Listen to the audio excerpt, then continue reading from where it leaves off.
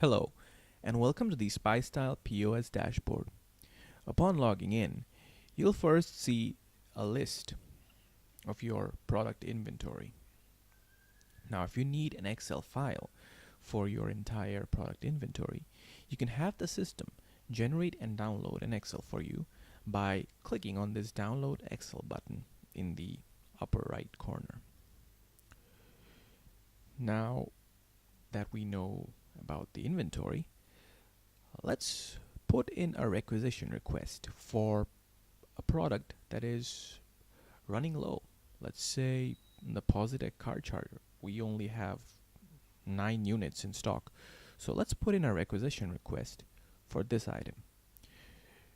So we'll head on over to the Requisitions tab. In the Requisitions tab, you'll see a list of all your past requisition requests along with their status. Now, let's create a new requisition request. We will search for our POS car charger. There we go. Let's order in 50 units. And, well, we're in a hurry, so let's type in urgent requirement. Right? And there we go. We've added in the quantity and a product name, POS car charger. That's our product barcode ID. That's the quantity. And let's send request. And just like that, the requisition request has been placed, and now it's under processing. So once the administrator approves of this request, we'll notice that the status will change to approved. Now let's take a look at item reception. So your requisition request has gone through and you received the items you requested for. So how do you confirm delivery? Pretty simple. Let's say this is the lot ID for which you requested the items. I verify that you've received the quantity you requisitioned for, and simply hit this toggle button. Please confirm you received your items for the lot. Hit OK. And that's it. That's basically you saying that you have received the items that were requisitioned. Now, let's head on over to customer invoice generation. Generating a customer invoice is really simple. Type in the customer phone number, gender. Now, in the interest of time, I'll leave these optional fields blank. Now, if you have a barcode scanner, please scan the product ID, or if you don't have one, then you'll need to manually type in the product ID, like so.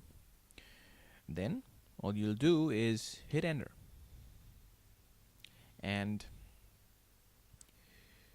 there we go. That's the product ID, the product name, the quantity. That's the net total after discount, of course. So simply select your payment type. I'll select cash. We were paid in full. Okay. Put in the reference number as the product ID, or if you have an internal system for reference numbers, you can go ahead and put that in. If the customer has any discount coupons, simply type in the coupon ID and hit apply. So well, that's it, we are done. So let's hit generate invoice, and there we go. The invoice, you can print it out for the customer if you want, and that's basically it for invoice generation. So hit go back, and that's it. So let's take a look at sales now. In the sales page, you'll have your entire sales breakdown with a chart to keep track of your sales figures. You'll notice this little sales figure. We did this transaction just a moment ago, so it's reflected in the today's sale figure. You can even download an Excel file for a particular date range, like let's say from the 3rd of October to the 11th of October. You can select that date range and hit this button to download an Excel file consisting of the sales figures for that period of time. Over here on the right, we have a sales breakdown by the product name and the quantities you have sold for that product, along with the net total.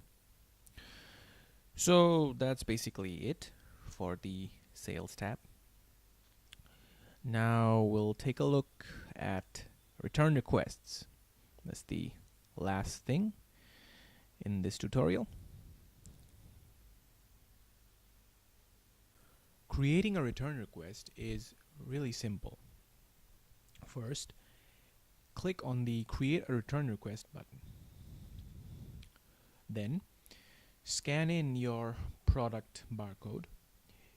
If you do not have a scanner, like me, you will need to manually type in the lot ID, like so, and then hit enter. So our product has been added. So we'll type in the remarks. Let's say the Bluetooth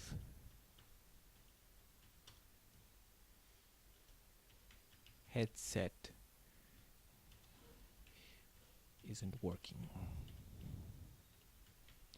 There we go. And you can add some images if you want. And that's it. Hit generate invoice. And this is our challan detail with the product name, the quantity, the price, and the remarks we just added. So if we go back to return requests, we will see that our return request has been initiated. Bluetooth headset isn't working. So that concludes the Style POS tutorial. I hope you had no problem following through. Hope you have a great day ahead. Thank you.